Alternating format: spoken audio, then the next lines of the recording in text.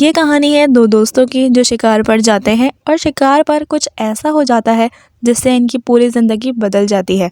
कहानी की शुरुआत में वॉगिन को दिखाया जाता है। वॉगिन अपनी फियांसे के साथ रहता है और अभी वो प्रेग्नेंट है। वॉगिन का एक चाइल्डहुड फ्रेंड मार्कस जो कि एक बिजनेसमैन है, वॉगिन के साथ हंटिंग के लिए प्लान करता है। वॉगिन भी बहुत दिनों से ये करना चाहता था। वॉगिन अपनी फियांसे को गुड बाय कहकर स्कॉटिश हाईलैंड नाम का एक जगह है जो कि फार्म हाउस और हंटिंग के लिए जानी जाती है। दोनों उस जगह पर पहुंचते हैं और अपना सामान रख कर रात एक क्लब में जाते हैं जहां उनकी मुलाकात दो लड़कियों से होती है जिनका नाम लाना और कारा था, जो वहीं के लोकेन है। वॉगिन और मार्कस दोनों उन लड़कियों के साथ हैंग आउट करते हैं। अगली सुबह मार्कस और वॉगिन हंटिंग के लिए तैयार होते हैं और जंगल के लिए निकलते हैं। वॉगिन थोड़ा हैंगओवर रहता है क्योंकि कल रात उसने थोड़ी ज़्यादा ड्रिंक कर ली थी। जैसे ही वो अपना हंटिंग स्टार्ट करते हैं, वॉगिन बताता है मैं बुलेट लाना भूल गया हूँ, जिस पर मार्कस उसे अपनी गन यूज़ करने देता है। एक जगह पर वॉगिन को हिरन नजर आती है।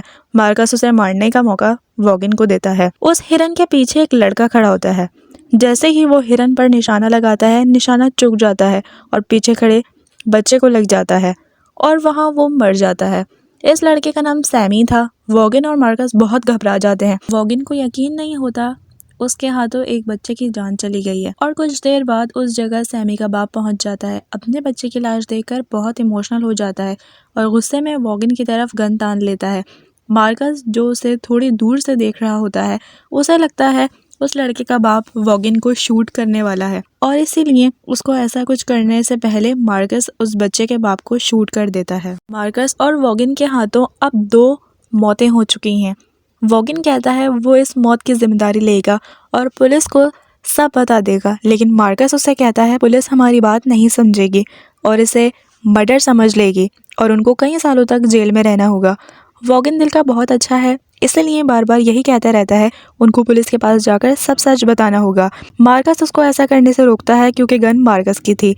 वो कहता है हम रात में आकर इन बॉडीज को यहाँ ही दफन कर देंगे। और अब ये लोग अपने होटल जाते हैं और होटल के क्लब में जाकर ड्रिंक लेते हैं। वहाँ इनकी मुलाकात लॉगिन से होती है।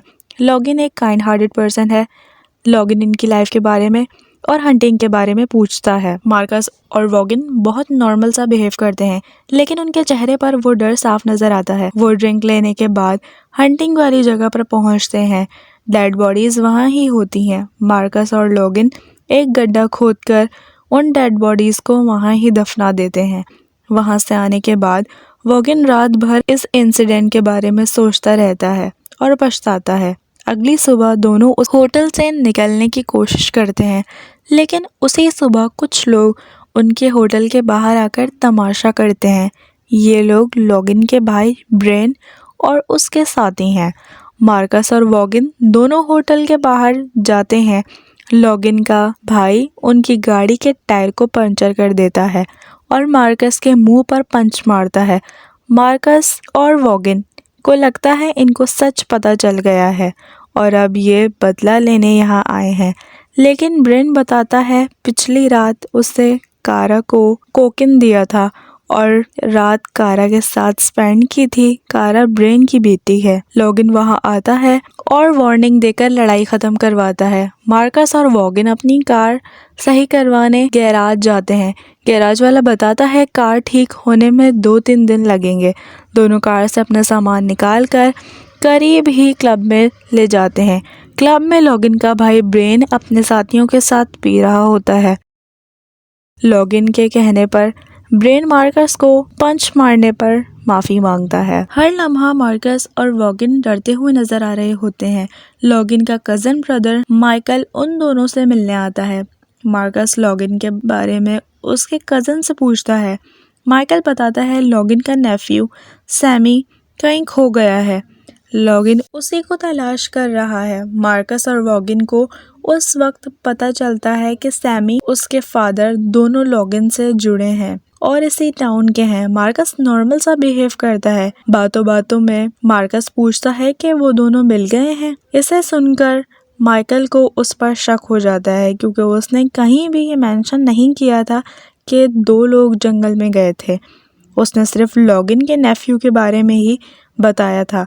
माइकल मार्कस से पूछता है तुम्हें कैसे पता वहाँ 2 लोग थे। मार्कस किसी तरह कवर कर लेता है कि लॉगिन ने बताया था उसका नेफ्यू छोटा है तो जरूर किसी बड़े के साथ गया होगा। इस कॉन्वर्सेशन के बाद दोनों बहुत घबराए हुए थे।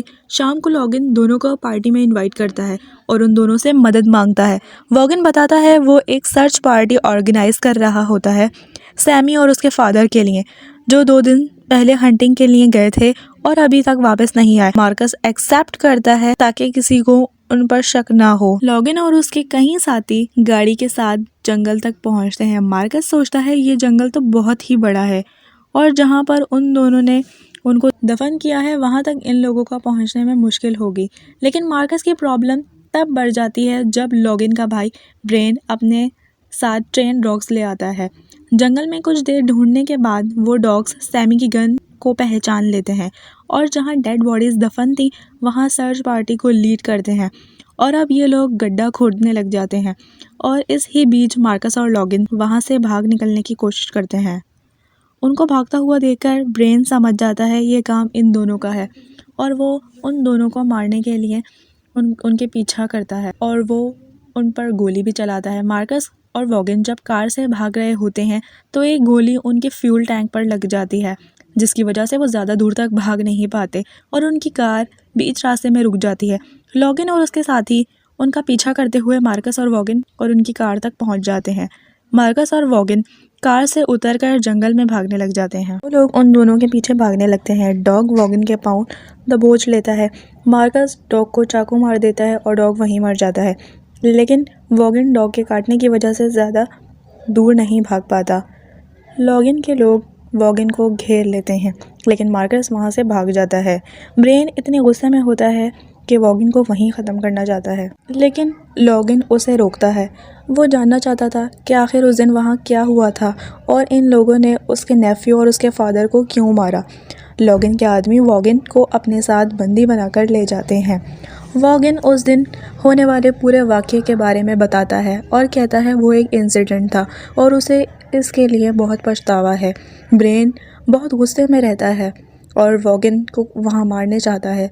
लॉगिन उसे ये करने से मना करता है और कहता है अगर उसने ऐसा किया तो वो भी यहाँ से घर वापस नहीं जा पाएगा और उसके घर वाले मिसिंग कंप्लेन ज़रूर करेंगे और पूरे टाउन के लोग इनके पीछे पड़ जाएंगे क्योंकि उन लोगों ने इन दोनों को ही आखिरी बार ब्रेन के साथ देखा था। लॉगिन सजेस्ट करता है इन लोगों को पुलिस के हवाले कर देना चाहिए लेकिन ब्रेन बताता है कि मार्कस और लॉगिन पुलिस के पास अपनी स्टोरी बदल देंगे और आसानी से छूट जाएंगे। लॉगिन ब्रेन को बहुत कन्विंस करने की कोशिश करता है बट वो कहता है खून का बदला खून होगा और मैं यही चाहता हूँ। जैसे ही वो वॉगिन को मारने उसके पास जाता है उसी टाइम उसका एक साथी बताता है उसने मार्कस को भी पकड़ लिया है और वो लोग उसे यहाँ लेकर आ रहे हैं। रात भर वो लोग उनके कब्जे में रहते हैं। सुबह लॉगिन को बताता है कि यहाँ से निकलने का एक ही रास्ता है। जैसे कि ये इंसिडेंस उसके हाथों गलती से हुआ और उसके फियांसे प्रेग्नेंट, तो लॉगिन उसे ये ऑप्शन देता है अगर वो अपने हाथों से मार्कस को मारे। अगले पल लॉगिन उसे गन देता है लेकिन वॉगिन ये करने से मना करता है। लॉगिन आखिरी ऑप्शन देता है कि उसे ये करना ही होगा वरना हम तुम दोनों को मार देंगे। वॉगिन बहुत मजबूर होकर ना चाहते हुए भी मार्कस पर गोली चला देता है। वॉगिन जो एक मौत पर पछता रहा था अब उसके हाथों 2 मौतें हो गई हैं। अगले दिन वॉगिन अपने होटल में दिखता है।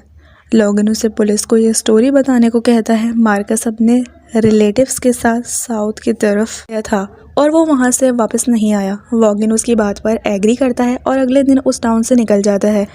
मूवी के आखिरी सीन में वॉगिन अपनी फैमिली के साथ दिखता है और उस इंसिडेंट को 1 साल हो गया है। वॉगिन अब बाप बन चुका है और उसका बच्चा रो रहा था। वॉगिन उसे कंफर्ट करता है। भले उसकी लाइफ नॉर्मल दिख रही है लेकिन अंदर ही अंदर वो रोज़ पछताता है और उस इंसिडेंट को कभी नहीं भूल सकता। वो हंटर की तरह कैमरे की तरफ देखता है और मूवी यहाँ ख़त्म हो जाती है। ये मूवी आपको कैसी लगी कमेंट में ज़रूर बताइएगा।